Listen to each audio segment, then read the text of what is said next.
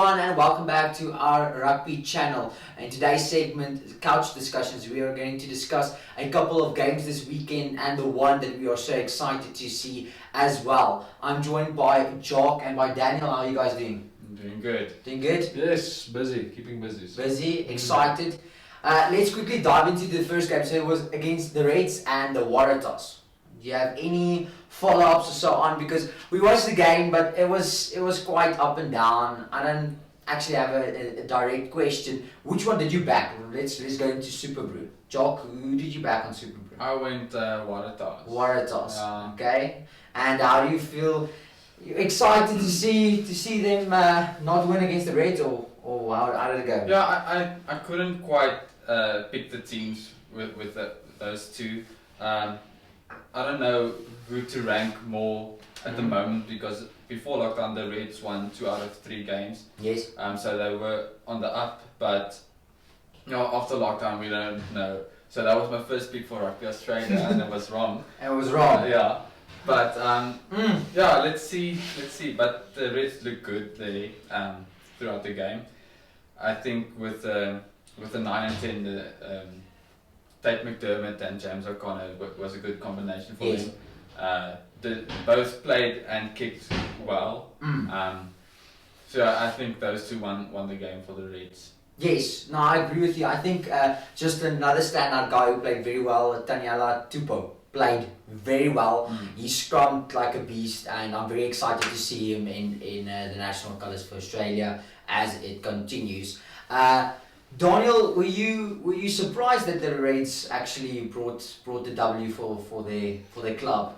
It seems like when I watched the lineups that the Waratahs went something like the Crusaders did and started the less familiar guys to all get some momentum, which didn't go according to plan as seen now. And I also went Waratahs with 6, so my margin was correct, just the wrong team. Yes. So, but and I think because it went down to me on Super Rugby was James O'Connor was Jack Maddox, because that's who I knew in the backlines. So it seems like there's a lot of young guys in the Reds and Waratahs squad that has to step up and has to come through, and it's more like what you mentioned, the Australia forward is always the key to their game plan. And it seems like Taniela Tupou was the difference, and with scrum momentum you can go forward. So not a surprise that the Reds beat the Waratahs, because for me they are actually the two top teams. Brumbies with the contention, obviously, always with the Waratahs, and Reds has always been a strong team. When you look back with Will Guignard has always been there, with Quade Cooper also being there. So all those players, they also have a strong legacy. So I'm not surprised that they beat the Waratahs. Home game obviously gives you the advantage. First season, who came out the gate fastest? Reds. So definitely a team to watch. Hopefully they can build on this performance. I agree. I think just on Jock's point as well, with James being on 10 again, it's really exciting to see him get the ball, first receiver, play it. And what was the scrum half's name? McDermott. Yes. McDermott. Interesting player. I think he's very eager. But with that as well, I don't want to be over eager and then lose the ball because of control, or maybe just doing a split second wrong move. I think that you have to be controlled at the 9. Yes. So that's the only thing. But either way, well done to the Reds, and everyone who supported the Reds on Super Brew, well done, because I didn't, and then of course no points. So let's go into the second game, Highlanders Crusaders. I mean, if you can see, and I'll split the camera, this man was so excited to see the game this morning. When I saw him, I was like, what's going on? I don't even have a New Zealand team jersey. We'll make it crowdfunding or something. But anyway, so yes, any thoughts? Let's jump into it. Highlanders Crusaders, of course you backed the Crusaders. Who was the standout player in that game for you? Will Jordan again. Yes. He scored 2 tries, and the 1 try he made something out of nothing with the 2 centres, or it was Braden Eno and Havili. Yes. That didn't go forward, but they went sideways, so they pinned him into the corner on the line, and he somehow managed to jump and score a try. So I think that was a good game. I think Richie Mwanga was the man of the match. Played very well. Also very good. But yeah, I think those two, and somebody that surprised me was the number 11 Leicester Fainga Nuku, something like Yeah, that. a weird name. So yeah, with contention like George Bridge and Sevo Reese, he needs to make a name for himself, and also Will Jordan and Havili can play on the wing. So he made a good impact on the game for 60, 70 minutes. But yeah, Will Jordan was the standout player for me, and Cody Taylor actually brought something to the game. Yes. This time. Previous games he didn't do as well, but now he leads from the front. He shows he wants to make an impact, so that was good to see. Yes, agreed. Cody Taylor, definitely a strong player in the game against the Islanders. There's of course another couple to mention. I mean, Aaron Smith for the Islanders, of course, played very well today. He had an amazing game and controlled the game very well for them. Richie Mo'unga made a crazy tackle. So that's the one thing that I really want to just get out with this game. The passing was really terrible. Excuse me, it was not tremendous, it was terrible. It was Tremendously terrible. Tremendously terrible. That's Daniel, that's it. And so it was really bad, first of all. Second of all, the ref didn't do his job. I'm just gonna rant for like a quick minute, okay? He did not do his yes segment. He didn't do very well with the calls. I mean, even the commentators said with Cody Taylor's pass inside, it was forward. Okay, please go review the tape. Whoever missed the ref, please go review the tape because it was forward. So that was shocking. But after all, Richie Mo'unga played a great game. Jack Goodhue, Brendan Inor, I think played very well in the centre position. It wasn't that bad. But Will Jordan, stand-up performance, well done. Very excited to see him maybe in the national colours. I don't know, has he debuted national or not yet? No, not yet. Young guy, stand-up guy. Very excited to see him in the mix. But I actually quickly want to go to Daniel on this one. We spoke about this during the game. If you could choose the national selection for the All Blacks, Aaron Smith or TJ Perinara? Perinara, why? So, I was always a fan of Aaron Smith, especially when he had a great fly-off with him. Because I'm thinking about someone like Lima Sopoaga, because they had running front football, and when they were the centre pairing with New Zealand, they were still dominant, and they had a good interlocking thing. And this is what, because Richie Mo'unga is the number one fly-off now in Australia, seeing as Barrett plays fullback. And that's purely based on I believe that Joshua On is not there yet. Obviously coming through, I think he's also Islander player. I don't know what he's doing now these days, but Richie Mo'unga number one guy. So you have to pay someone with the same playing style, and Perinara can just do it all. He's more of I can play open play and I can control the game. Where Aaron Smith is more of, I can control the game for 60 minutes, and when it's open, I'm there, but not as good as Perinara is. I believe Perinara is a bit quicker and a bit more skillful in running lines. Yeah. He's always there with the supporting try. They can have 6 passes and Perinara will score it. Yes. I don't know why, but that's what he does. Yes, absolutely. And obviously with the skill he had with that try in the World Cup, that brilliant finish in the wing. Always talk about it. The one we'll always talk about for the years to come. It just shows the class, because he was on wing at that stage. He wasn't, and I think he featured in fly-off for the Hurricanes a couple of times now, and he can kick to the side. So he's just all round a better rounded off player, and I believe he's a bit younger as well. So a couple more years in him, if I'm not mistaken. That's a good analogy, because during the whole game, Aaron Smith has this really irritating style of play that he will always, even if there's just a leg under the rock, he'll take the ball, he'll take his hands and press on the leg just to show the ref there's been interference. And for me personally, I don't like that. I think it's milking gameplay. That's what it is. And for me, TJ, he doesn't do it that often. He's much more in a leader position. Anymore. That's actually a good point as well. If you look at the first 5 years of the career, he's a cocky guy. It's a 9. He's arrogant. Yeah, the difference between him and Aaron Smith arrogantly is that Aaron Smith will deliberately hit you with the ball. As with Perinara, if he sees an opportunity better than the 3 points he'll take, he'll go for the try. And where Aaron Smith will I think he just looks into, I'm going to get a penalty out of this, and then I'll quick tap and see what happens. Yes. But Perinara will see, okay, but maybe if I play it backline, I'll play the advantage and get 7 instead of 3. So I think he read the game, but it might be in length because you can see the game a bit more. So, but I think it has something to do with it a little bit. So maybe. A bit of banter, so yeah. Just a little bit. But I also think Perenara, he uses more communication skills between him and the fly-off. So if the fly-off sees an opening on the wing, they talk more for me. Whereas Aaron Smith just likes to be here and maybe run around the ruck or something like that. So yeah, that's also one thing. Perenara's a talker. Yeah, control is good. Yes. He talks to the ref as well. Where Aaron Smith shows the ref, look, he's here. Yeah. Perenara will just while he's looking for around, he'll just mention the leg, and the ref will know because that's what he's known for. Yeah. Big mouth. That's actually a very good point. Very good point. With that being said, again, that's up to the coaches and the selection, the management of the team. But for me, I would also personally like DJ. Rather, I like him more than Aaron Smith. But it's amazing how the gameplay is different, or the team, the style of play. Because you mentioned Aaron Smith with a guy like Lima Sapuonga, maybe the best combo in the era they played, in the 2 or 3 years, because they dominated the Highlanders, of course, and then they went on to dominate with New Zealand. Okay, and I think Lima was still in the selection for 2015. He played 2015. I'm trying to just figure out the time wise, because we're already in 2020. Some of the most amazing players have already been out of the game 5 or 10 years. So that's unfortunately the case.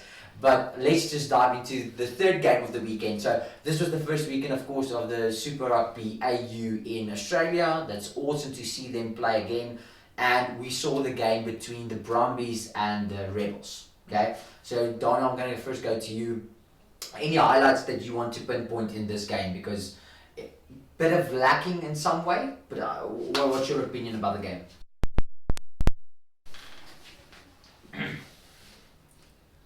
So interestingly enough, it was actually quite a slow game, seeming that it just felt like time didn't pass. Nothing happened, and for 5 minutes nothing happened, and then Brumbies broke the line and something happened.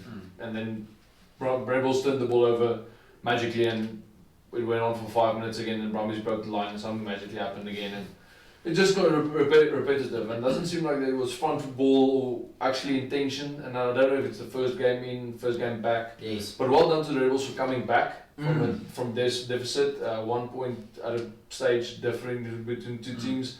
I said to Jock, maybe they should have gone for the 7 to get the lead, because there's like 8 minutes left. So worth a shot. High risk, high reward. And congratulations to them on the discipline of the scrumming. Rebels did, I think, 65 minutes, no penalties conceded, which is phenomenal in today's type of refereeing and game time and all the scrum rules.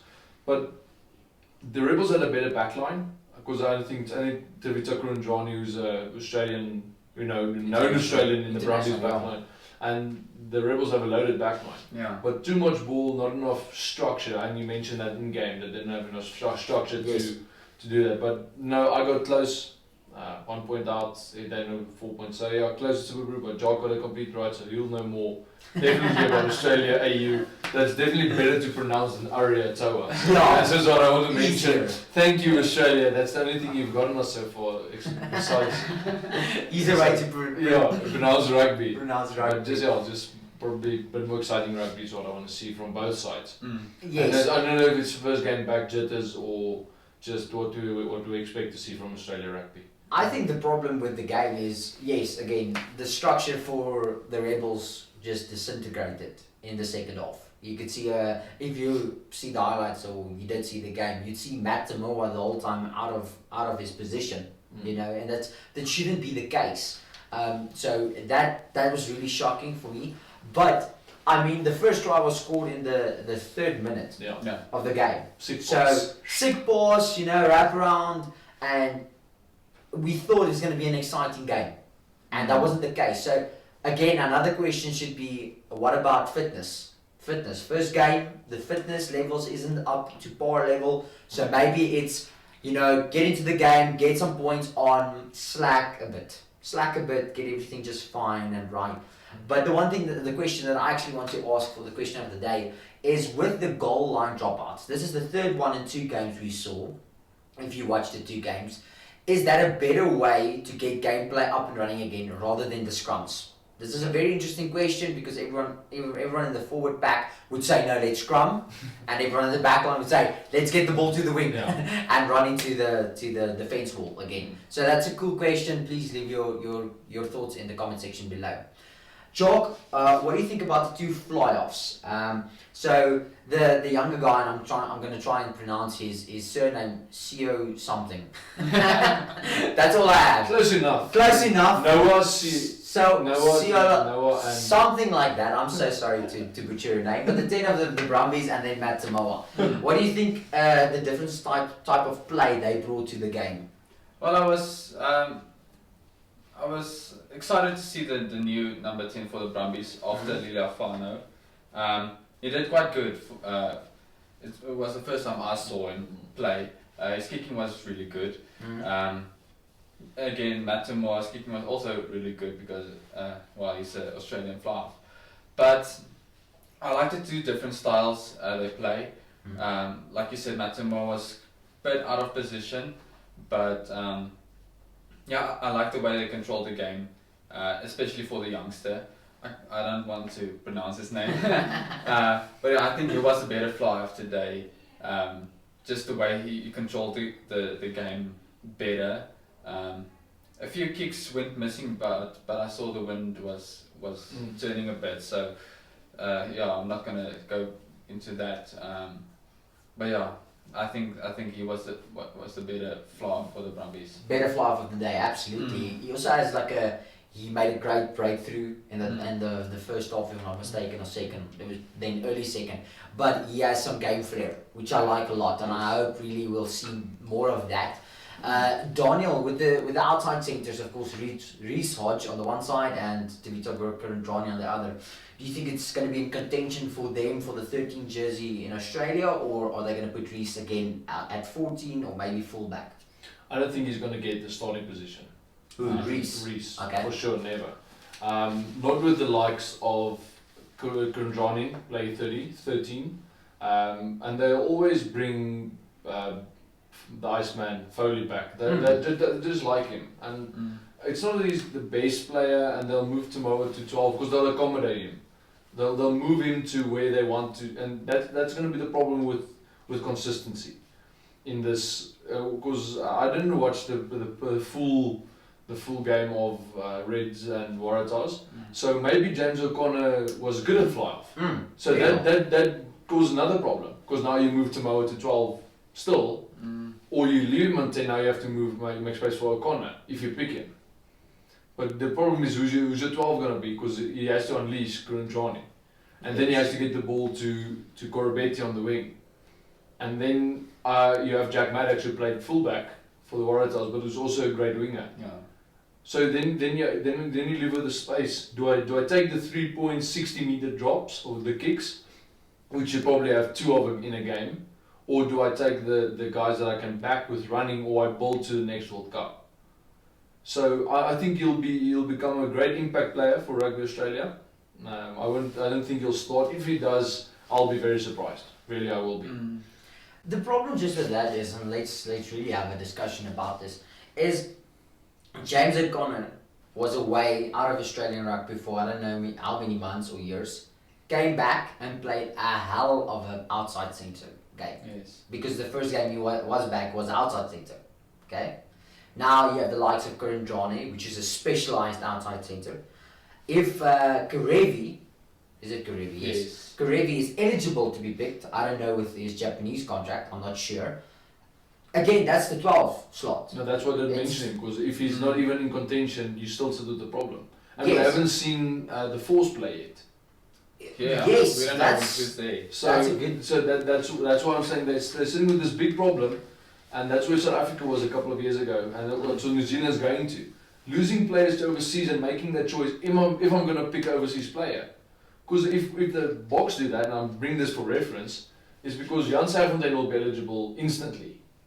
He's a world-class player, world-class centre. Every team will be lucky to have someone like him. And that is the Karevi for Australia. Yes, absolutely. But that's another thing. You have so many fly-halves who can play different positions. I mean, James O'Connor can play fly off, fullback, wing, and centre. You have Matamua can play fullback, centre, and fly off.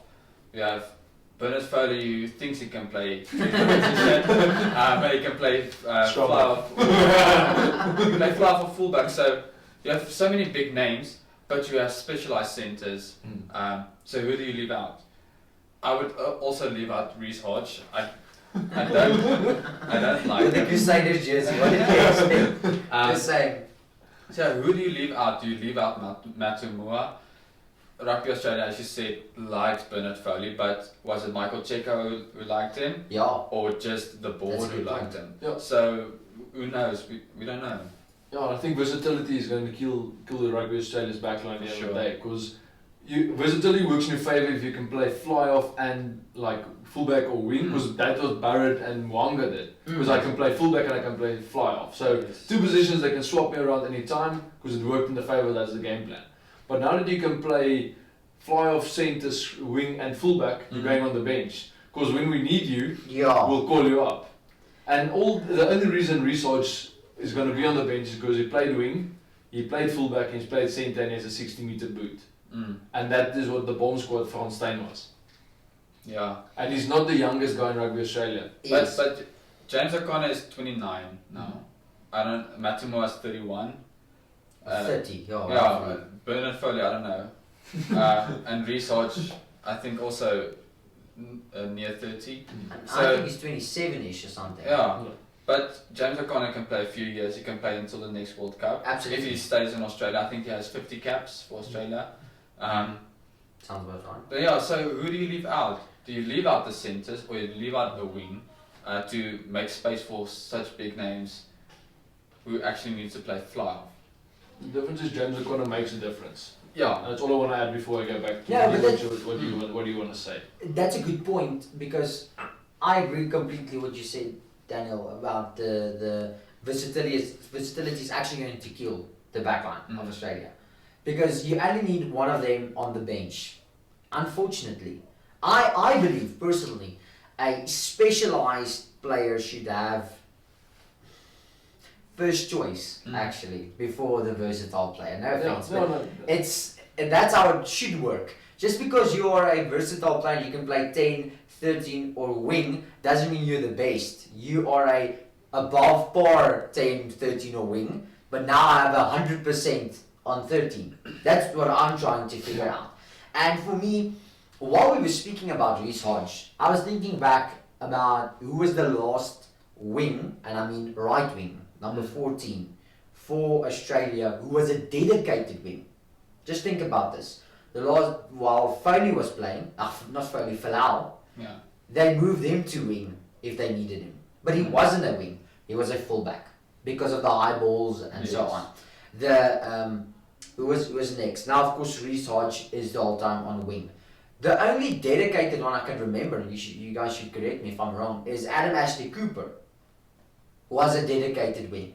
But then at Waratahs they shifted him to outside centre and wing because they didn't know who they wanted to play. So that's a good question, because we need to understand, is the wing just a backup fullback? Because he can kick. Yeah, and that's something the 50-22 rule will start if they implement that, because then your wings will become less of speedsters and more of aerial contenders. So, and I'm thinking about Henry Spate, who's a wing as well, and I had another name now as well, but I can't remember who it was. But I had a name for you as well on wing. But Andrew Callaway is coming up from the Waratahs to play wing. He's a 14 as well, dedicated 14. That's also good. played fullback for the Waratahs. So they moved him out to wing when Falau came to the scene. So they don't have a lack of good wingers. They have a lack of quality inside centres. Someone that can distribute the ball to or Kurandrani, or decide, okay, I have to give it to the fullback now deeper, or let's look for some position. What was great about the Brumbies game today is that the fly off had the great intention when he had to kick, but he didn't sum the game up, because Jock mentioned there was a lot of wind, and it seemed like they couldn't kick the ball 40 meters out. And for a professional player, that's not good. But I understand wind as a massive factor. But then you run the ball. then you need an inside centre with a massive boot, or someone that decides, okay, let's just dab it through with a low kick, or let's just try to get to the outside and make something work. You need that spark of X factor. And what the box did was, and I'm mentioning the box because that's the only player I can mention that I think is above par versatile player is Hanko Pollard, who can move to centre and have a quality game at centre.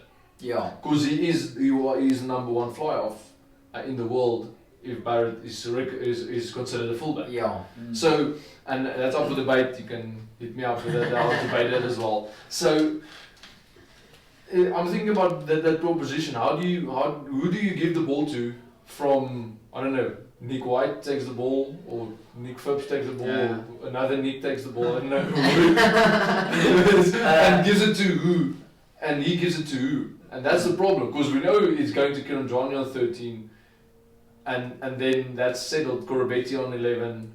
Yeah. And I can't picture a backline, because I don't know if it's a Connor, Tomoa, or Tomoa or Connor. Because that'll be my first picks, but in what order? I like the way that you're thinking, but if Karevi is eligible, you'd be insane to play O'Connor or Matamoa. Just you'll only play him for the kicking.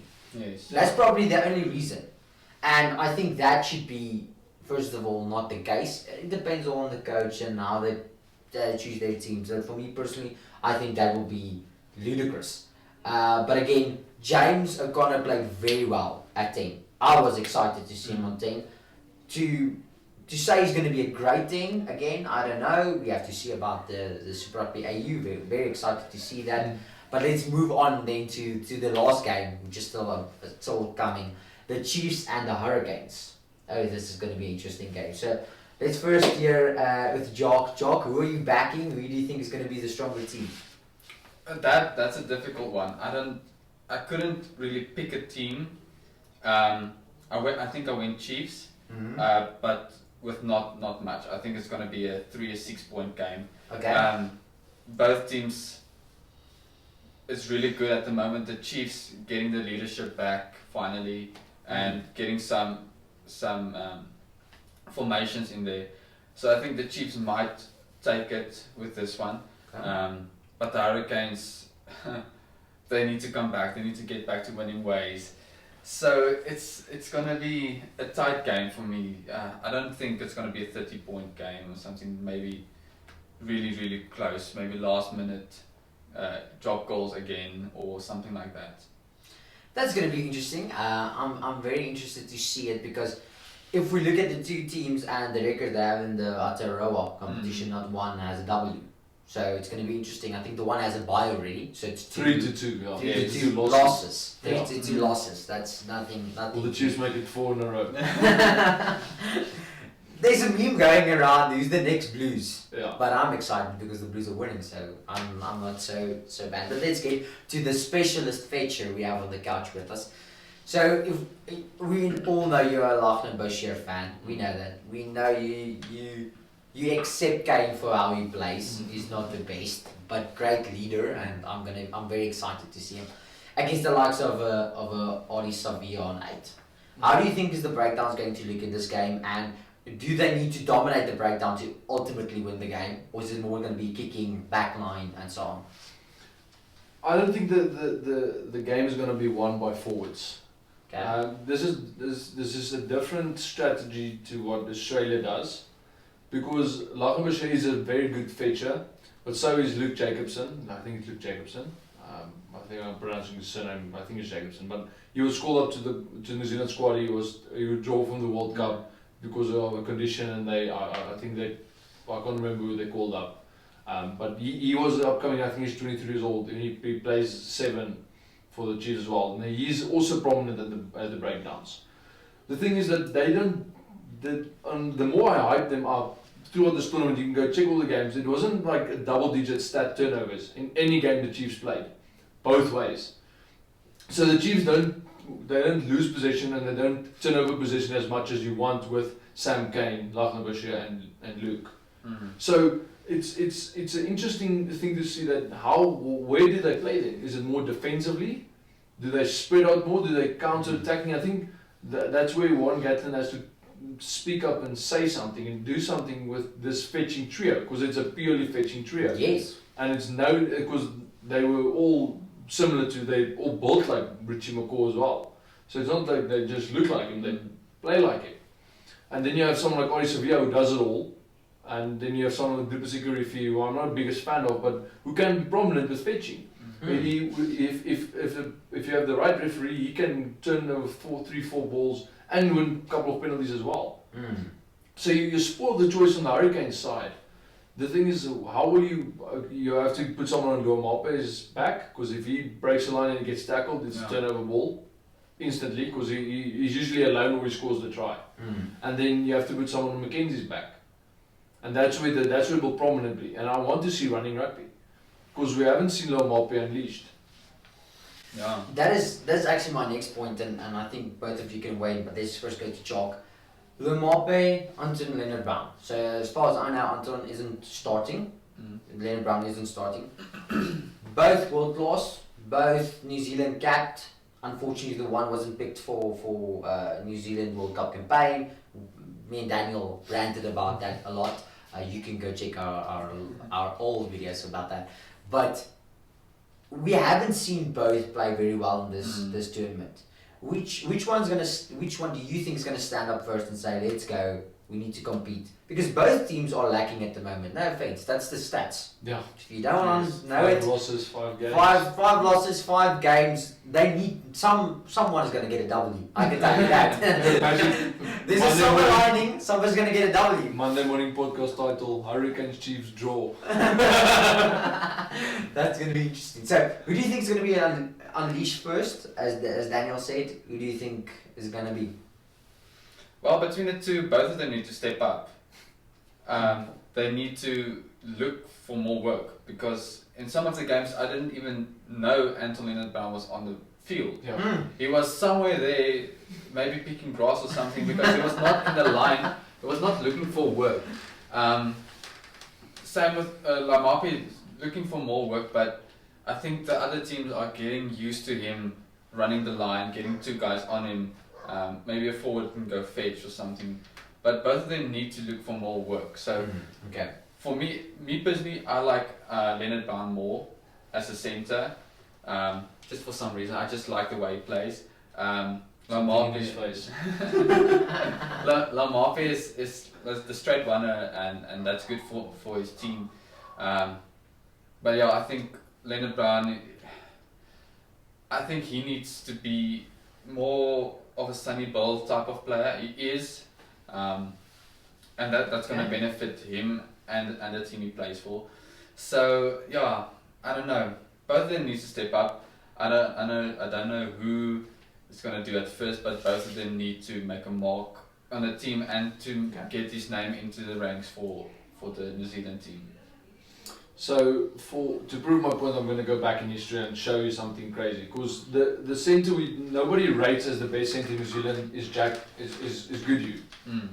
Nobody says he's the best centre in New Zealand, but still consistently picked as New Zealand centre. Yes. Why is that? Because he's consistent. Yes. Ryan Crotty wasn't always the best centre in New Zealand, but why was he picked? Consistency. Yes. Because there's always, you think about Sonny Bill with the centre partner, Crotty was always there. And Monono was always there, because they were consistent. Yes. And that's what these 2 guys are lacking, and they're both competing for the same jersey, because who's going to be the centre with Goodhue?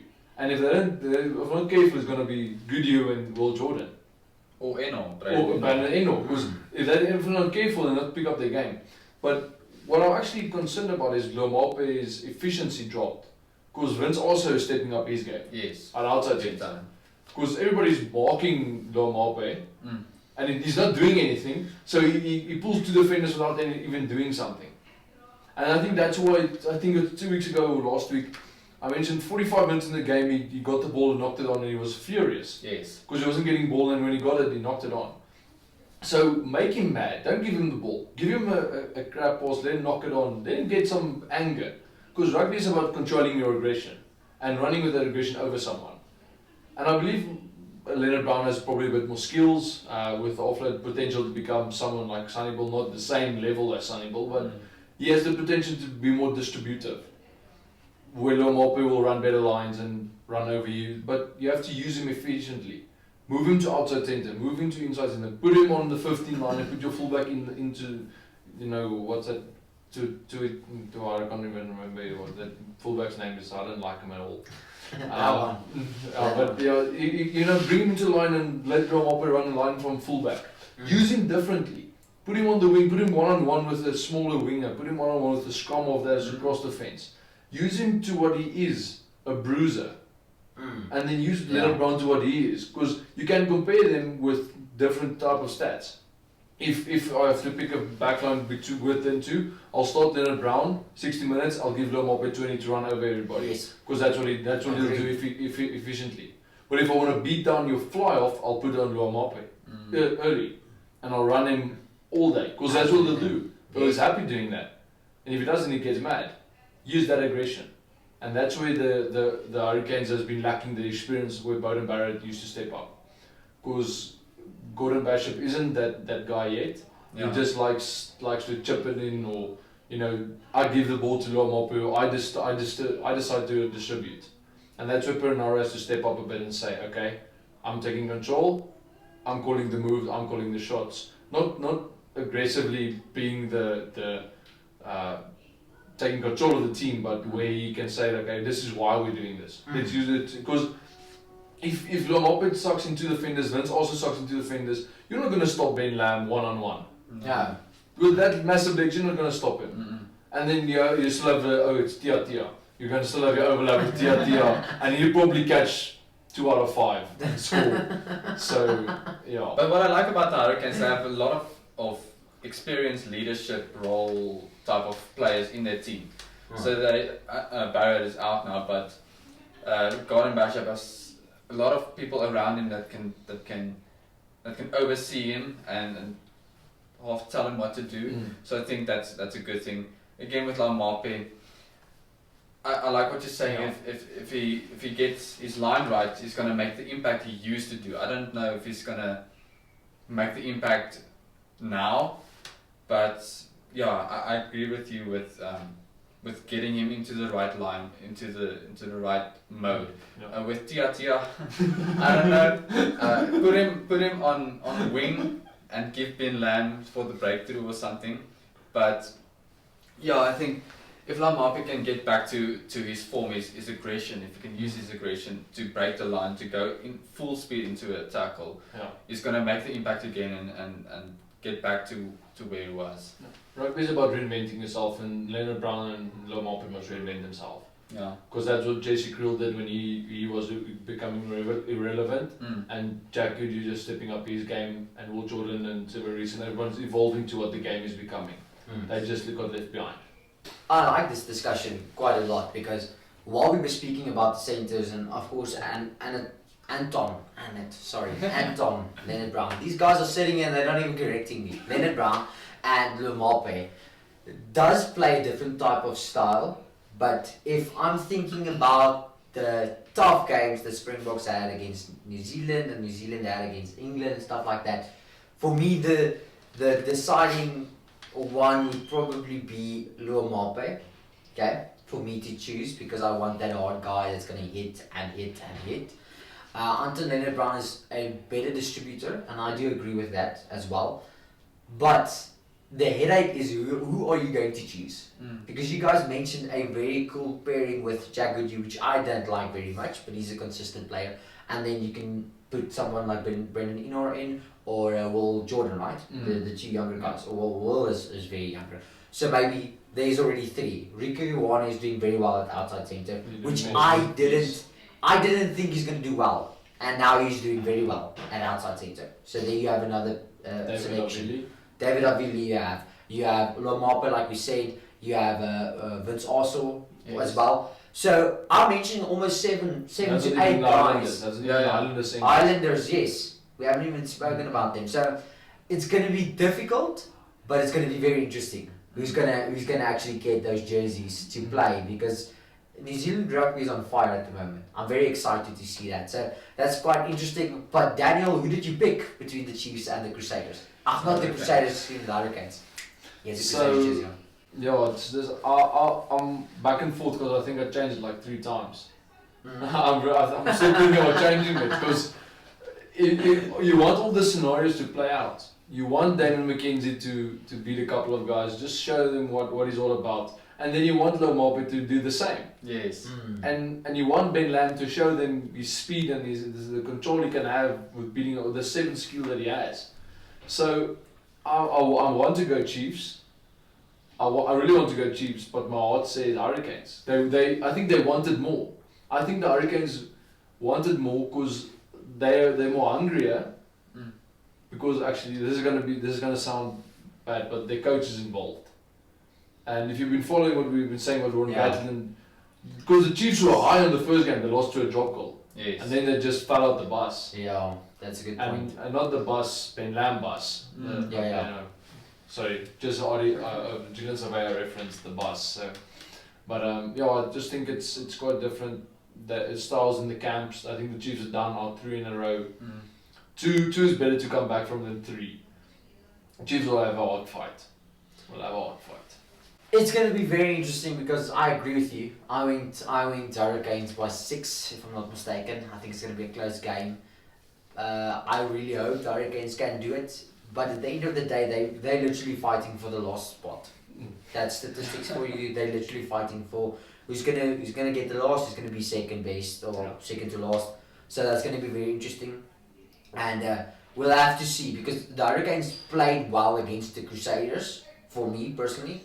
But then they fell out of the bus at like 68 minutes or something.